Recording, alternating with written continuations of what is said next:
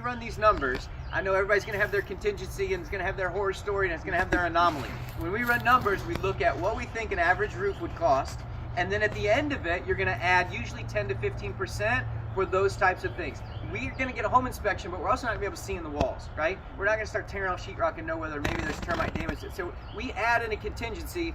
In general, everybody's going to have a different experience. 12 to 15,000 is going to be our roof, okay? Thankfully, we don't have to replace the roof. I think Tim could probably do it for about 12. I can get it done for 10. Yeah, there you go. He can get it done. So there's always going to be a wide range. Everybody's got a guy.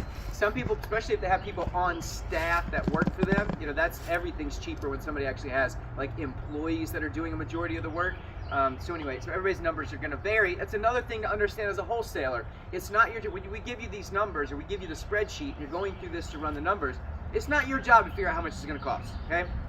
Because everybody's gonna be different. There's actually a lot of our members who do all of the work themselves, right? They may even move into it, do it as a primary, which gives them a lot of flexibility as far as pulling permits and what they can do themselves. You guys have done that. And so when you do that, it's always gonna be way cheaper, right? Or the guy that's not gonna live in it and he is gonna get somebody to help pull permits, but he's gonna do a lot of the painting and flooring and stuff himself.